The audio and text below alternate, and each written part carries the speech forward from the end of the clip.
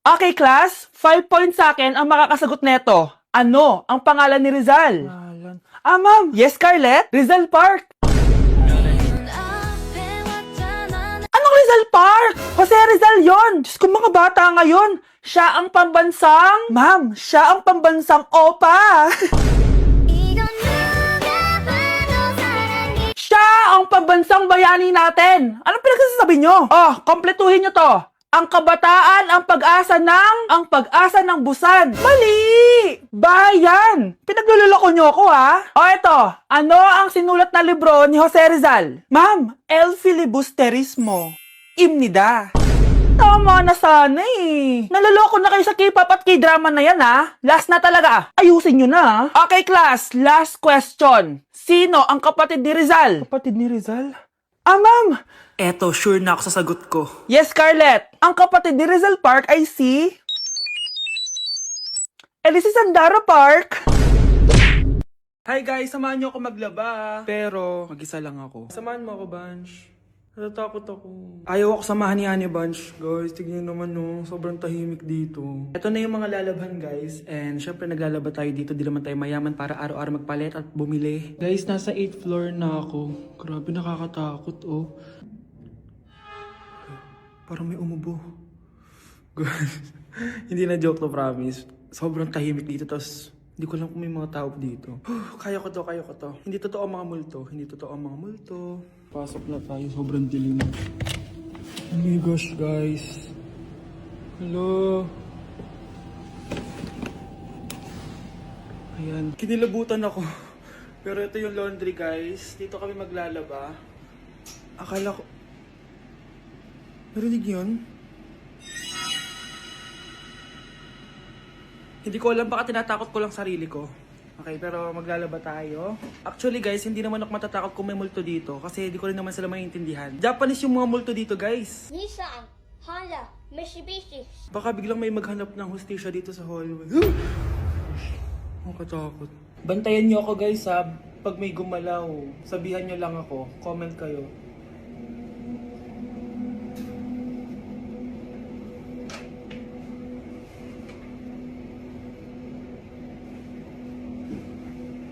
Babalik na ako sa hotel, guys. Hindi ko na kaya. Babalikan ko na lang yun mamaya. Guys, kinikilabutan pa rin ako. Babalik na ako sa room. Balang ay dyan. Yuck! Ang cheap naman ng uniform nila. Mukhang maasim. Walang class. 2025 na, Android pa din ang cellphone. Kahit siguro Messenger naglalag dyan. Ang ganda nga ng uniform, ang sasama naman ng ugali. Naka-iPhone ka nga, talo ka pa din naman sa ML. Ipabuhat yarn. Ang baho siguro ng classroom nila, no? Tapos nag-aagawan pa sa electric fan kasi wala naman silang aircon. Feel ko pinapalo sila ng teacher nila kapag nagkakamali sila. Ang boring siguro sa classroom nila. Mas masaya pa rin talaga sa public school, no? Balita ko, mga korap mga magulang niyan. Kaya madaming pera. May araw din kayo, men. Nakatikim na kaya sila ng steak? Feel ko hindi nila afford. Nakatikim na kayo ng pagmamahal sa magulang? Oh, sa pool! How dare you? Isang pitik ko lang, tumba ka na. Pipitik ka pa lang, tumba ka na. Tara na nga. Class.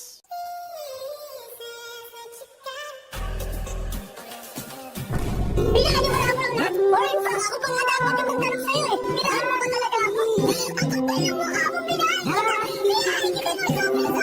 Oh, you could say that. Going back to Honolulu just to get that Maui Wowie. That Maui. Sa tuktok din, sa tuktok.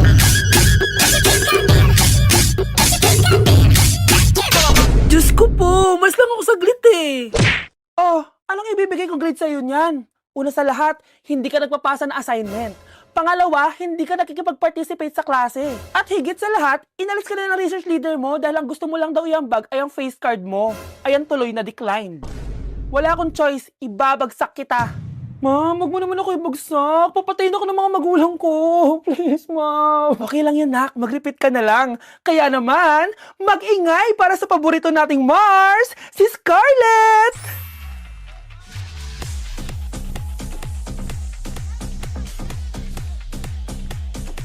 Huwag ka nang tatamad-tamad, ha? Okay, class. 5 points sa akin ang makakasagot neto. Ano ang pangalan ni Rizal? Ma'am. Yes, Scarlett. Rizal Park.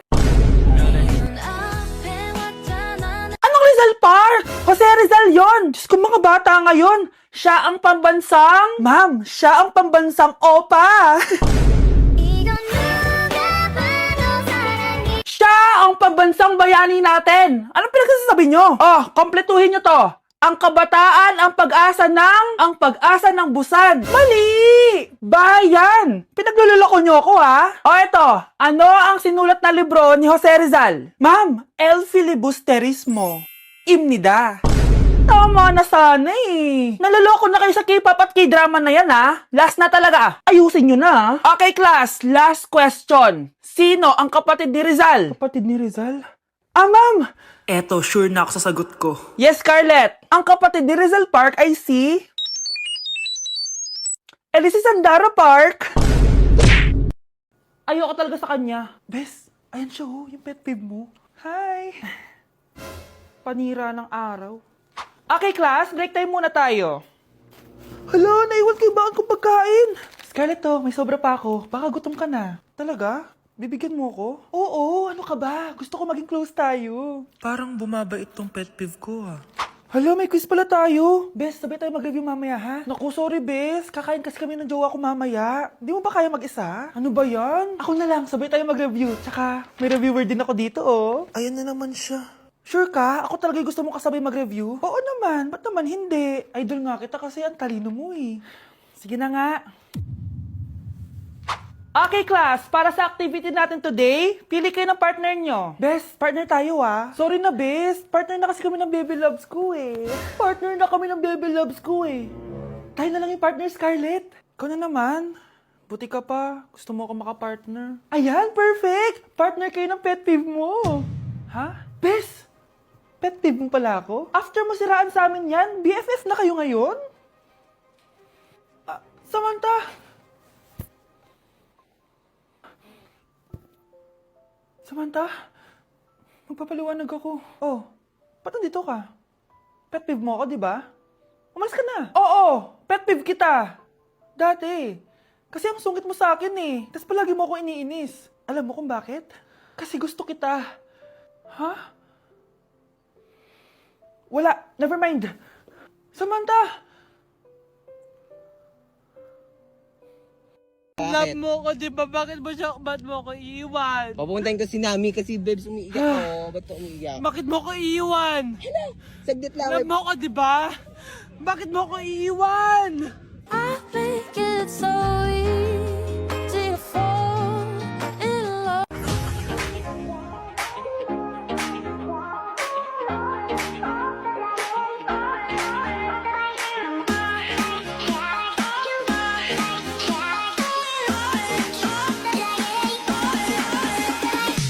This year, ang Christmas decor namin dapat aesthetic, mala Pinterest score.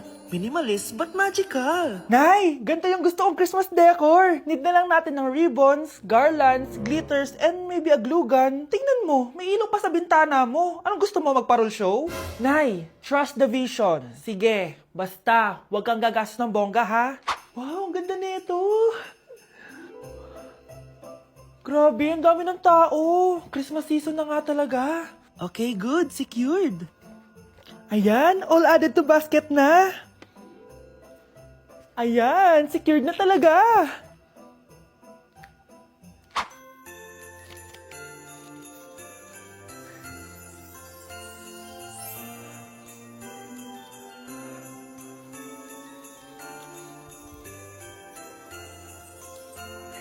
Anak, paubos na yung ribbon, no? Oh, eto, ribbon ng cake. Same color naman eh. Pwede na yan. Nay, masisira yung team. Magkaiba yung sukat, oh. Nay, ba't mo inopin yung electric fan? Mainit kasi. Ay, Diyos ko, ang kintab ng pusa. Ang gulo na tuloy. Gusto ko lang naman maging maganda to eh. Anak, maganda naman, oh. Tingnan mo. At least, nagkaroon tayo ng mother-daughter bonding. Parang okay naman. O, di ba? I'm the OG interior designer.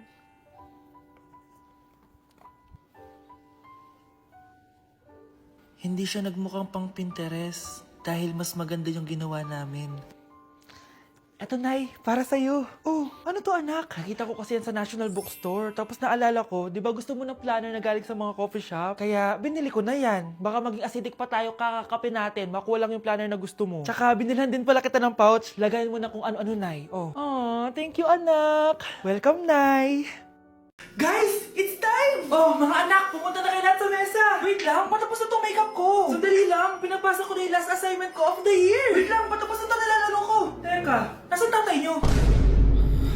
Ay naku, ano bang bago? Gisingin nyo na. Okay, bago tayo kumain, may challenge tayo. Hala, anong prize na? Pera? Ayan, diyan ka magaling eh. Hindi.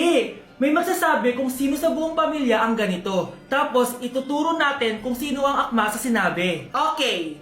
Sino sa buong pamilya ang matakaw sa fries? Huy! Sabi ko, wag mo na kumain eh. Ang takaw mo talaga. Sino sa buong pamilya ang palaging nagpupuyat?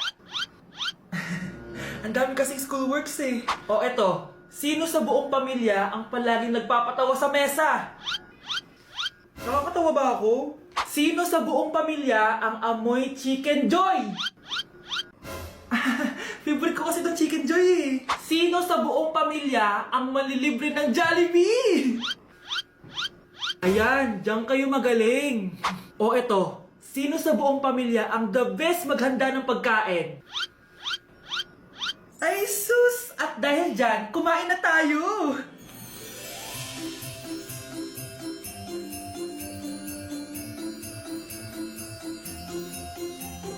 Sakto talaga ang Family Super Meal A, B, and C dahil nandito lahat ng favorites natin. Starts at 599 pesos. For me, sulit talaga to. And I can say na Jollibee is our joyful joy giver this Christmas. Buo ang saya ng Pasko with this Family Super Meals. Oh, sino sa buong pamilya ang maghuhugas ng plato? No, bakit ako? Anak, gumising ka na! Christmas party niyo na!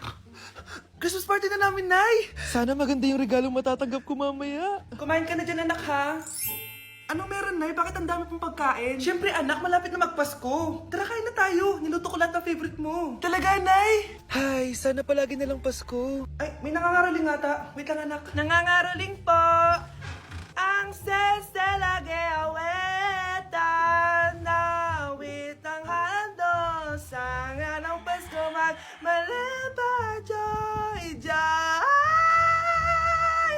Merry Christmas po! Galing mo naman! No, ito, 10 pesos. Ayan na!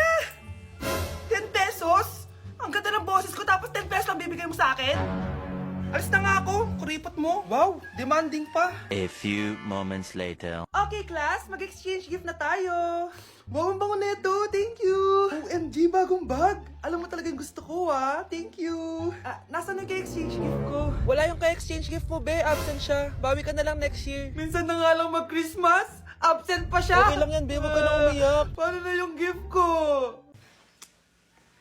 Oo, anak. Ba't malungkot ka? Wala ako natanggap na regalo, Nay. Absent yung kay-exchange gift ko. O, eto. Para sa'yo, anak. Merry Christmas!